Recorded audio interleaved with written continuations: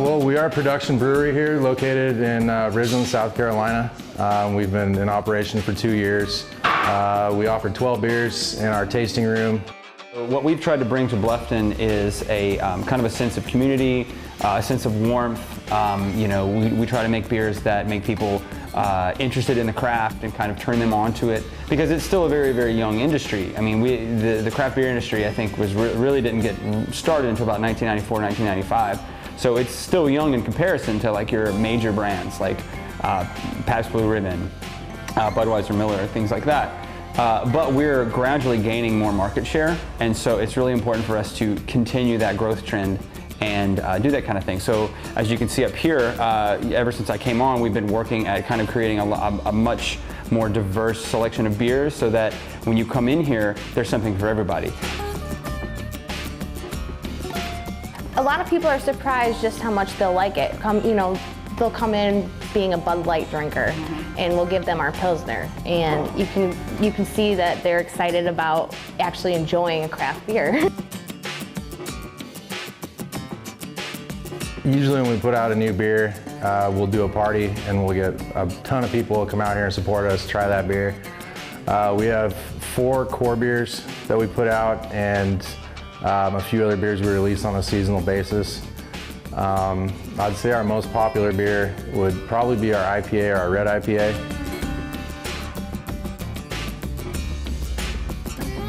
I've been here a couple times, and then we also do have 2 of their brews on draft at the bar that I work at. We get a lot of tourists that come into my bar that want local beer, so this is definitely a beer that I point out and that a lot of people enjoy. I do feel good about promoting local, and I obviously want to help out our local businesses, and I do stand by this product. It's a little bit baking, a little bit cooking. Because there are some things, like with cooking, you're like, oh, well, I want a little more cumin, or I want a little more pepper. When you're looking at a beer like that, you might say, oh, you know, it needs a little bit more hops because I want it to be more hoppy and more bright. But it's like baking in the sense that once the beer is brewed through the hot side, there's not really much that you're going to be able to do about that particular type of flavor profile. So it's like baking, like cooking, kind of a blend of the two. All of the basics are the same, from the home to the big tanks. They're all the same. What gets different is scaling a recipe up. So let's say you'll take, a 5-gallon recipe and say, okay, well, I add this many hops and this much malt, and then maybe a little bit of water chemistry kind of on the side.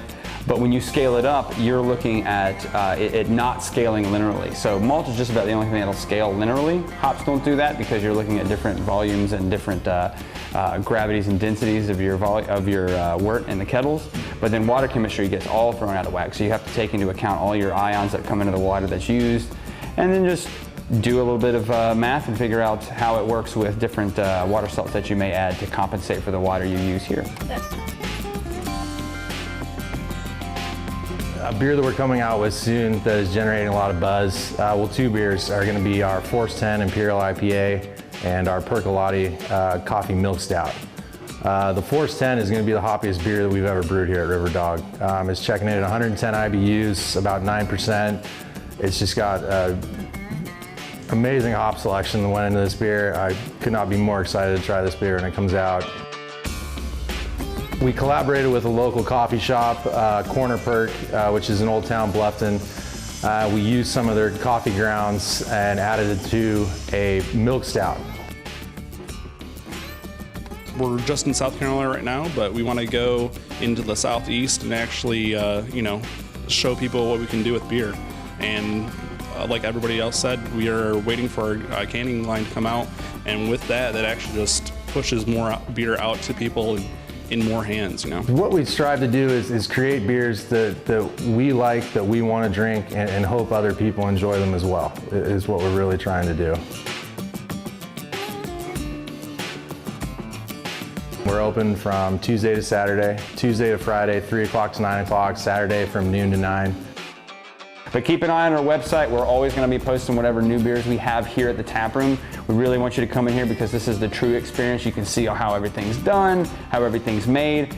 Every second Saturday, we're going to be giving brewery tours as well. I'll be the one giving them. I'm really excited to get on store shelves and see where that takes us. I think it's going to open a couple big doors and really blow up our breweries.